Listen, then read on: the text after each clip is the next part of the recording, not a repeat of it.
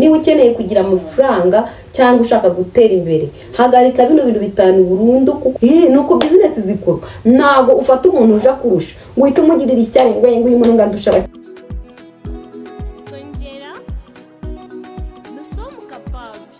Mumize muterero inshuti zasonjera ndizera ko mumize neza.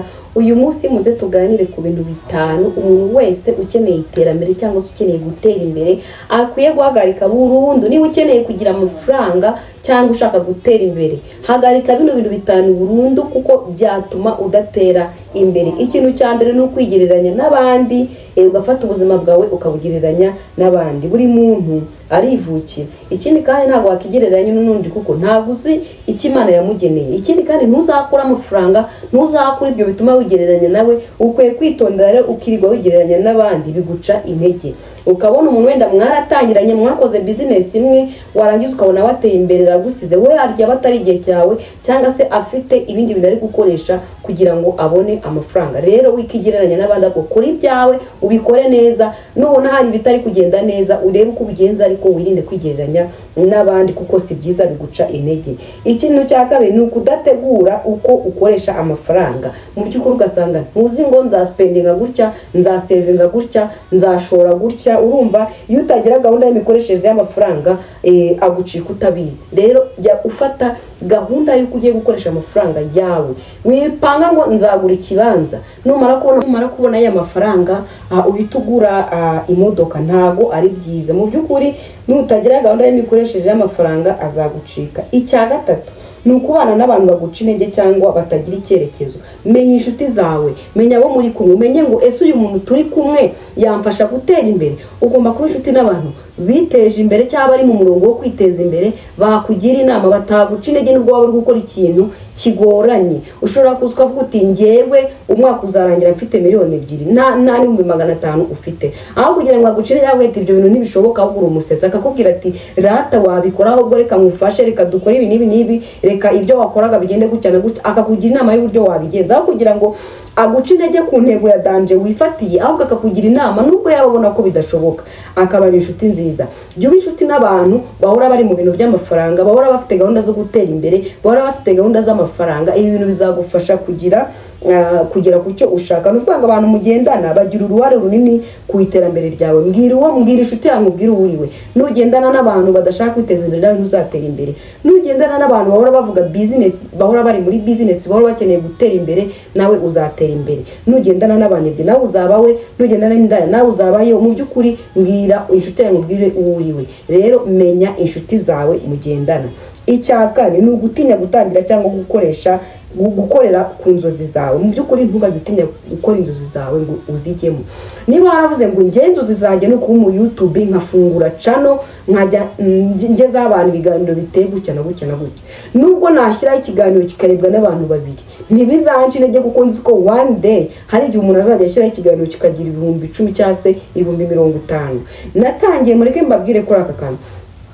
Natangiye gukoresha TikTok mfite umufollowers umwe, nkajya postinga ngira 3,000. Maze kugira 3,000 ibyo nakoraga kwaro kwipostinga mfata utuvideo n'iki, ndagutekereza ndavuga ariko se nta buryo najya mfata video runaka zigisha abantu kuko nkunda ibintu byo kwiteza imbere, nkunda amafaranga, nkunda business.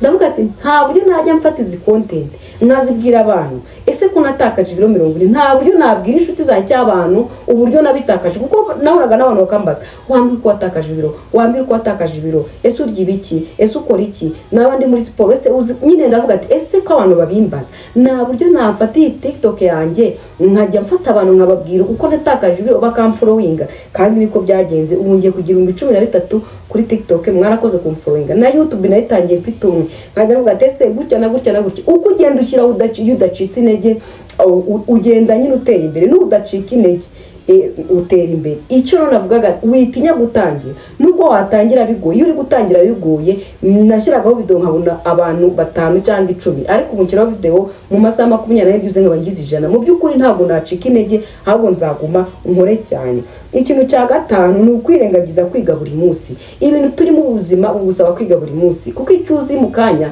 ejo kirahindurwa bitewe na societe turimo cyangwa se n'iterambere riri kuza. Niba usuka ibyo uzi ntabwo ari byo uzaba bizagumaho. Ejo hazaza ibindi bintu kuko ibyo biba byaravuye ku rugero byarashaje abavuga ngo ni iby'abaturage. Ugomba kujya wiga buri kintu cyose kije kikugana ukiga kugikora kandi ukiga no kugikoresha. Rero nawe niba ukora business nubwo warangije amashuri kwiyungura ubumenyi buri munsi biragufasha gutera imbere. Ni ukuvuga ngo nubwo warangije wenda segonderi cyangwa se kaminuza ntabwo ibyo bihagije, ugomba kujya wiyungura ubumenyi ku kintu runaka nubwo ataba ari icyo wize. Tuvuge nk'urugero, ushobora kuba warize gukora telefone ariko ejo ugashaka ubumenyi bwo gukora imashini cyangwa se bwo gukora ibindi bintu by'ama electronique. Ntabwo ibyo wize ugomba kuba ari byo wicara uvuge ngo narize nararangije. Hoya, ushobora kuba warize gukora amatelefoni mu kanya ukajya kwiga gukora amafirigo, mu kanya ukajya kwiga gukora amamashini, mu kanya ukajya kwiga kwestara.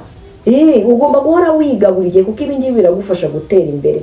Mu by'ukuri ikintu nababwira nuko ibintu nyine ibi bintu ugomba kujya uhora wiga. Ikindi nakongeraho nk'inyongera ngiye cyamfashije ni ukwirinda kugirira icyaro umuntu ukurusha, ahubwo ukamwegera kugira ngo umwigireho. Niba ubonye umuntu akurusha ikintu, tuvuge hari umuntu uje akurusha ikintu nubwo yabaje mu kazi kawe cyangwa se ari umuntu mukompetinze, aho kugira ngo umugirire ishyari ujye wirirwa umusebya wirirwa ngo uyu muntu ibintu bye ntabwo biserenga, ibintu bye ntibikora. Oya, niba mucuruzanye genda umwegere umenye ngo arangurira he. Wabona arangu niba acuruza make bivuze ngo arangura ku giciro cyiza, mwegeraho kugira ngo umugirire ishyari umugire ishyamba. Mwegera ahubwo umukureho ubumenyi, none bwa bumenyi bukoreshe nawe witeze imbere. Ariko mwabaye mute?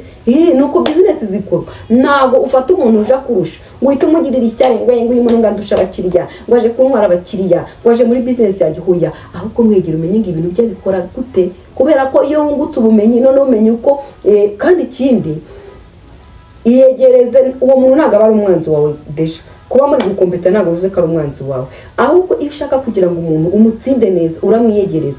Buriya nagiye ndeba ngiye abantu bagiye babasha kunshyira hasi, wenda yaba ari muri business cyangwa mu buzima busanzwe, ntabwo babaga ari abantu bari kure yanjye, babaga ari abantu baje hafi yanjye niba ari business dukorana, bakamenya ngo ese uyu muntu akora ate. Reka mbyibuke gatoya mbabwire inkuru gato. Ngiye nacuruje mitiyo, maze gucuruza mitiyo nta gishoro kinini nari mfite. Icyo gihe twabaga turi muri 100-200. Noneho ngewe nkajya mbona abakiriya nta mukiriya uncika, ariko impamvu uwo mukiriya atancikaga nuko nari mfite umuntu ukora muri MTN waduhaga foroti, naramwigizeho inshuti cyane. Nabona umukiriya 500 ntayafite, yaranyizeye yahita amuhamagara ngo ati mbabarira umpa amafaranga mbonye umukiriya. Niba agiye kohereza wenda cyakubitsa nkakorera agakomisiyo. Noneho umukobwa umwe abandi baranyanga, uriya mukobwa dutwara abakiriya wenda baramutereta se nyine bakansebya ibintu byinshi. Ariko uwo mukobwa ukuntu yansize hasi, yaraje aranyegera mbere inshuti, nashaka kumwunjira agahita mvunjira, naba mbonye umukiriya mbuzeho y'umujana agahita aba inshuti yanjye. Arangije amenya system nkoresha. Urumva naramwizeye nyine mugira inshuti, maze kumugira inshuti amenya system nkoresha ko hari uwo muntu bose bari bamuzi ariko batazi ko ibyo bintu ajya bikora. Namenya ko hari umuntu nyansaba foroti akayima ko kanya nkahita ngera nkayimusubiza cyangwa se nkamushyira cash.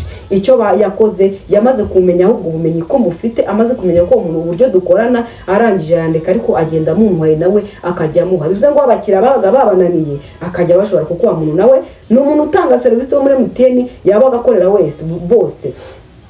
Aba antwaye umuntu wanjye nawe yamuntwaye ngo ntajya mfasha, yaradufashaga twemba, ariko nge nabonaga umukiriya yabananiye bakabona ndamukore kandi bazi ko nta gishoro mfite. Aho kugira ngo wanyange ahubwo yaranyegereye ankuraho ubumenyi, arangije amenya uko mbigenza. Mu by'ukuri nawe rero ishyari rishyire hasi muri business. Ikindi kandi hari ukuntu njya mbona abacuruzi bagirana amashyari ku buryo umucuruzi abuze ikintu akaza kukigushakira ukimwima. No, niba ari kukwishyura amafaranga kimwe, ishyari rishyire hasi, ahubwo umuntu ukurusha ntagutera ishyari ahubwo umwigireho. So rero nababwiraga ibintu byabafasha muri business. Ibi ngibi ubikoze uko ari 5 mu by'ukuri watera imbere kandi ukabasha kwiteza imbere. Ni ibintu 5 umuntu wese ukeneye kwiteza imbere akwiye guhagarika. Hagarika ishyari muri business kuko business aba ari business nyine, ibindi byihorere. Murakoze rero. So rero kanda subscribe kuri channel ya Sonjera ujye ubona ibintu bijyanye n'amafaranga byatuma witeza imbere. Nanjye niteje imbere mu minsi iri imbere, nzajya mbabwira uko byagiye bingendekera, uko byose mbibabwire. So murakoze rero. Ciao ciao. Ni Sonjera umukobwa wanyu. I love you guys. Kora kanda